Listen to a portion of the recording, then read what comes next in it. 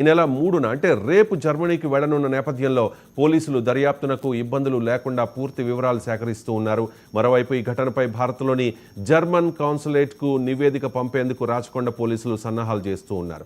తన స్నేహితుడి ఆహ్వానంతో హైదరాబాద్లోని పర్యాటక ప్రాంతాలను చూసేందుకు మార్చి 4న జర్మన్ యువతి హైదరాబాద్ వచ్చింది. మీర్పేటలోని తన మిత్రుడు శరత్ ఇంట్లోనే ఉంటూ హైదరాబాద్తో పాటు వివిధ రాష్ట్రాల్లోని పర్యాటక ప్రాంతాలు చూసింది. ఈ నెల 3న అంటే రేపు తిరిగి జర్మనీ వెళ్లేందుకు కూడా అంతా సిద్ధం చేసుకున్న పరిస్థితి. సోమవారం సాయంత్రం స్థానిక మంద మల్లమ్మ చౌరస్తా దగ్గర కూరగాయల మార్కెట్కు వెళ్లారు.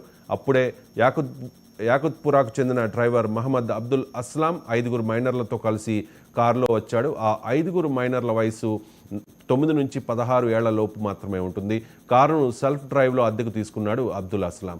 జర్మనీ యువతిని పరిచయం చేసుకున్న అస్లాం తమతో వస్తే మార్కెట్కు తీసుకెళ్తామని, రంజాన్ నేపథ్యంలో చాలా కొత్త ప్రాంతాలు చూపిస్తానని నమ్మించాడు. తన మిత్రుడితో కలిసి కారు ఎక్కడంతో అస్లాం పాత బస్తీలోని వేర్వేరు ప్రాంతాలకు తీసుకెళ్లాడు. జర్మన్ యువతిపై కన్నేసిన అస్లాం ఎలాగైనా ఆమె స్నేహితుడిని కారు నుంచి దించేయాలనుకున్నాడు.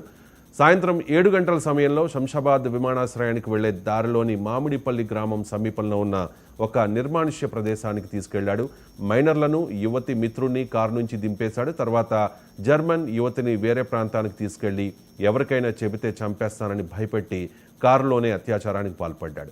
ఆ తర్వాత ఆమెను మళ్లీ కారులో ఎక్కించి మరో చోటికి తీసుకెళ్లడానికి ప్రయత్నించాడు. భయంతో యువతి బయటకు దూకేసింది. అనంతరం మైనర్లను కారులో ఎక్కించుకుని అస్లాం పరారయ్యాడు. గాయాలతో స్నేహితుడి దగ్గరకు వెళ్లిన యువతి జరిగిన దారుణం చెప్పింది.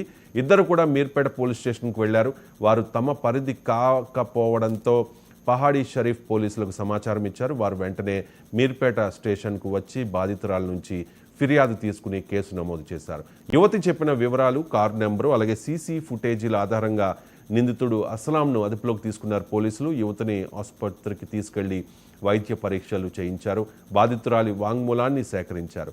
ఆమె నివాసం ఉన్న మీర్పేటలోని ఇంటికి పోలీసులు ప్రస్తుతం భద్రత కల్పిస్తూ ఉన్నారు. ఈ ఘటనలో ఎవరెవరు ఇన్వాల్వ్ అయి ఉన్నారు, ఇతరుల పాత్ర ఏదైనా ఉందా అనే కోణంలో కూడా రాచకొండ పోలీసులు ఆరా తీస్తున్న పరిస్థితి కనిపిస్తోంది. సో రాచకొండ పోలీసులు చాలా సీరియస్గా తీసుకున్నారు. విదేశీ మహిళ, సో ఇప్పటికే జర్మన్ కాన్సులేట్కి ఒక నివేదిక సమర్పించేందుకు కూడా రాచకొండ పోలీసులు సన్నద్ధమవుతున్న పరిస్థితి. విశ్వ నగరంగా పేరుంది హైదరాబాద్కి. సో చాలా దేశాల నుంచి ఇక్కడికి వృత్తిరీత్యానో లేకపోతే పర్యాటకులుగానో ఇక్కడికి వస్తూ ఉంటారు. సో ఈ ఇన్సిడెంట్ వల్ల హైదరాబాద్ బ్రాండ్ ఇమేజ్కి నష్టం చేకూరే అవకాశం ఉంది. కాబట్టి పోలీసులు చాలా సీరియస్గా ఈ కేసును తీసుకున్న పరిస్థితి కనిపిస్తోంది. అసలు ఏం జరిగింది, ఏం జరుగుతోంది, ప్రస్తుతం అస్లాంను పోలీసులు విచారిస్తూ ఉన్నారా?